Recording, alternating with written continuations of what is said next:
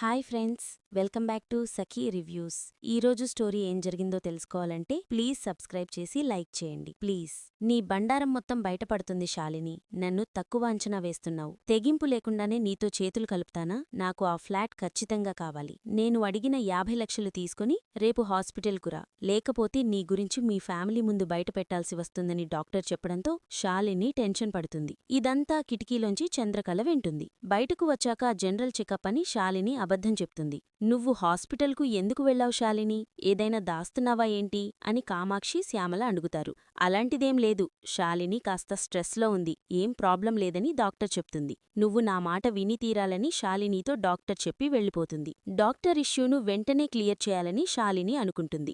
అప్పుడే క్రాంతి వచ్చి, నా దగ్గర ఏమైనా దాస్తున్నావా?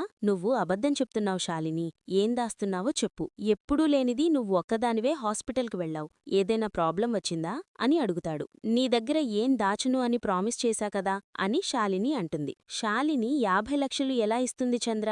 శాలిని దీనికి పర్మనెంట్ సొల్యూషన్ ప్లాన్ చేస్తుందని విరాట్ అంటాడు. దీన్ని ఎలా వాడుకోవాలా అని ఇద్దరూ ఆలోచిస్తారు. క్రాంతి అకౌంట్ నుంచి మనమే డబ్బులు పంపించి శాలినిని ఇరికిద్దామని విరాట్కు చంద్ర ప్లాన్ చెప్తుంది. దీంతో చంద్రను శభాష్ అంటూ విరాట్ మెచ్చుకుంటాడు. ముఖానికి ప్యాక్ వేసుకున్న శృతిని చూసి దెయ్యం అని రాజ్, సరోజ భయపడతారు. నా అందం వల్లే మీ బిజినెస్ నడుస్తుందని శృతి అంటుంది. నువ్వు మార్కెట్కు రాకుండా ఇంట్లోనే ఉంటే నీకు 50% ఇస్తా అని, నీకోసం ఇంట్లో స్మార్ట్ టీవీ పెట్టిస్తానని రాజ్ అంటాడు. దీనికి శృతి ఓకే అని చెప్తుంది. అప్పుడే కామాక్షి కాల్ చేసి చంద్ర, అర్జున్ గురించి శృతికి చెప్తుంది. మార్నింగ్ క్రాంతి అకౌంట్ నుంచి డాక్టర్ అకౌంట్కు ₹10 లక్షలు పంపేలా చంద్ర, విరాట్ ప్లాన్ చేస్తారు. క్రాంతి గదిలోకి వెళ్లి ల్యాప్టాప్ ఓపెన్ చేస్తుంది చంద్ర. అప్పుడే హాల్లో ఉన్న శాలిని వస్తుంది. శాలిని రూంలోకి రాకముందే చంద్ర అక్కడ్నుంచి వచ్చేస్తుంది. విరాట్, చంద్ర అనుకున్న ప్లాన్ సక్సెస్ చేస్తారు. ఇంక శాలిని డాక్టర్కి ఫోన్ చేసి మీ ఇంటికి వస్తున్నాను అని చెప్పి డాక్టర్ దగ్గరికి వెళ్తుంది శాలిని. అది తెలుసుకున్న చంద్ర విరాట్తో చెప్తుంది. శాలిని డాక్టర్కి ఫోన్ చేసి మీ ఇంటికి వస్తున్నాను, మాట్లాడాలి అని చెప్పిన వరకే నేను విన్నాను అని చంద్ర విరాట్తో చెప్తూ ఉంటుంది. అటువైపుగా వెళ్తున్న క్రాంతి వీరిద్దరి మాటలు వింటాడు.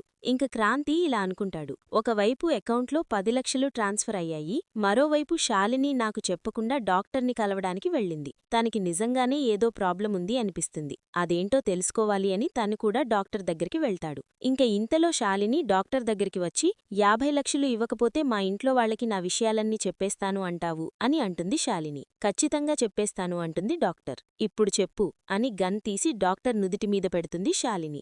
డాక్టర్ చాలా భయపడిపోతుంది. అప్పుడే వచ్చిన క్రాంతి ఇదంతా చూస్తూ వింటూ ఉంటాడు. నువ్వు కూడా నాకు ప్రెగ్నెన్సీ లేకపోయినా ఉందని చెప్పి నా ఫ్యామిలీని నమ్మించావు. చంద్ర వల్లే నాకు అబార్షన్ జరిగిందని క్రాంతిని నమ్మించి నన్ను సేవ్ చేశావు అని శాలిని డాక్టర్తో చెప్పడం విన్న క్రాంతి ఒక్కసారిగా షాక్ అవుతాడు. మరిన్ని అప్డేట్స్ కోసం ప్లీజ్ సబ్స్క్రైబ్ చేయండి. Thanks for watching.